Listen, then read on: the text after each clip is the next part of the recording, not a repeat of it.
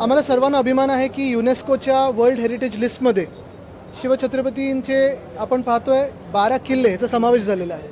तसं पाहायला गेलं तर हे महाराजांचे गड किल्ले हे आपल्या महाराष्ट्राचं एक प्रतीक आहे आणि जागतिक स्तरावर जाणं मला वाटतं प्रत्येकाला अभिमानास्पद आहे. आता एवढंच आहे की आपण ह्या गडकिल्ल्यांचं संवर्धन नीट करणं गरजेचं आहे आणि जे काही कायद्यात तरतूद करून इथे संवर्धनासाठी जे काही लागेल ते मला वाटतं योग्य होणं गरजेचं आहे.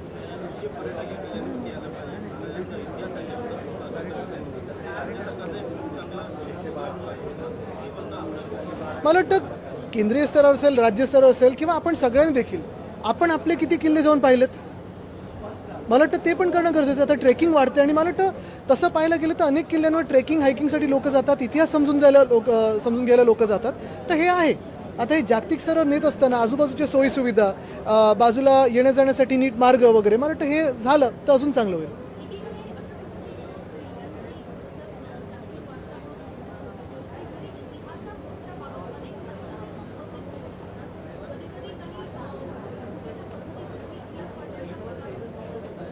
इतिहास परत लिहिण्याचाच प्रकार चालू आहे. माझं मत एवढंच आहे की जे सत्य आहे आणि जसं घडलं तसं झालं पाहिजे, दिसलं पाहिजे आणि लिहिलं पाहिजे.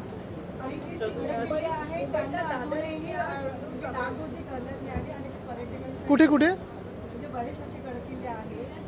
आहे ना. आता जसं मी पण जेव्हा पर्यटन मंत्री होतो अनेक ठिकाणी आम्ही फंड देण्याचा प्रयत्न केला, पण ह्याच्यात archaeological survey of India, state archaeological board, heritage board ह्या सगळ्यांचे तुम्हाला माहिती आहे केवढे कायदे कानून आहेत. मला वाटतं कुठे ना कुठेतरी हे नीट करून कुठेतरी सुरळीत करून कसं डागडुजी करू शकतो ह्याच्यावर आपण लक्ष केंद्रित केलं पाहिजे. कारण ASIनी मला माहिती आहे कंबोडियामध्ये वगैरे पण जाऊन काम केलेलं आहे. तर रिस्टोरेशन ह्याच्यात थोडं आपण ह्याच्यावर फोकस करणं गरजेचं आहे.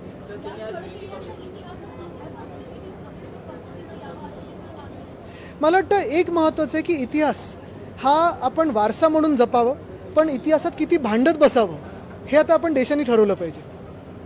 एक महत्त्वाची बातमी आपल्या लोकांसमोर आणायची आणि साधारणपणे महाराष्ट्रासमोर आणायची, देशासमोर आणायची आहे. काल परवाकडेच केंद्र सरकारने गॅझेट नोटिफिकेशन इश्यू करून जे थर्मल पॉवर प्लांट आहेत देशभरात त्याच्यात जे फ्लू गॅस डिसल्फरायझेशन प्लांट लावायला लागतो, म्हणजे साधारणपणे प्रदूषण होऊ नये, सल्फरचं प्रदूषण होऊ नये हे लावायला लागतो. कोळसाचे जिथे जिथे पॉवर प्लांटचं तिथे ते जवळपास 600 मधून 462 पॉवर प्लांट्सना सूट दिलेली आहे. मी आज सकाळी केंद्रीय जे पर्यावरण मंत्री आहेत भूपेंद्र यादव साहेब त्यांना पत्र लिहिलेलं आहे की असं न होता कृपा करून FGD बसवणं हे अनिवार्य ठेवावं. कोल वॉशरीज हे बंद करावेत आणि फ्लाय ॲश पॉन्ड जे असतात ते देखील बंद करावेत. महाराष्ट्रात जिथे जिथे थर्मल पॉवर प्लांट आहेत, मग तुम्ही बीडमध्ये बघा, तुम्ही नागपूर बघा, चंद्रपूर बघा, सगळीकडे जिथे जिथे फ्लाय ॲशचे पॉन्ड्स आहेत, हजारो एकर शेतीवर हे सगळी फ्लाय ॲश म्हणजे आपली राख ही पसरलेली आहे. जीवनाची तिथे राखरंगोळी झालेली आहे आणि म्हणूनच माझी ही मागणी राहील आवर्जून की ही FGD जे बसवणं अनिवार्य तर केलं नाहीये ते अनिवार्य असावं.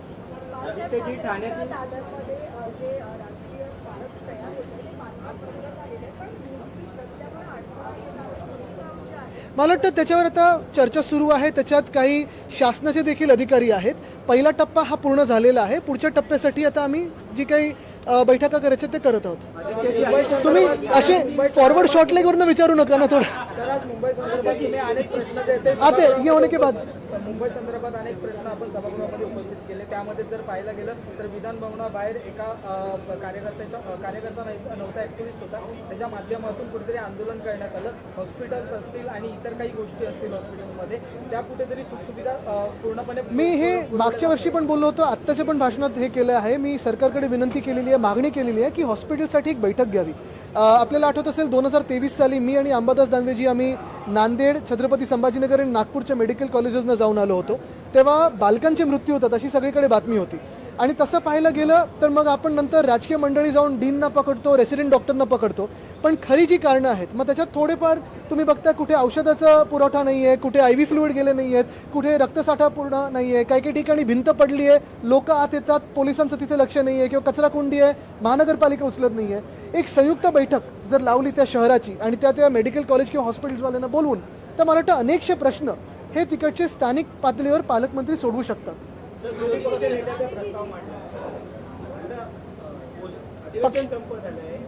विरोधी नेता नाही हो. बघा पण एक महत्वाचं आहे की आजचं पण अधिवेशन आम्ही मध्यंतरी देशाचे जे मुख्य न्यायाधीश आहेत त्यांच्या समोर आम्ही हा विषय मांडला होता, त्यांना अवगत केलं त्यांनी अर्थात संविधानावर इथे आम्हाला सांगितलं, जे काही त्याच्या बारकाई आहेत संविधानाच्या ते सांगितल्या.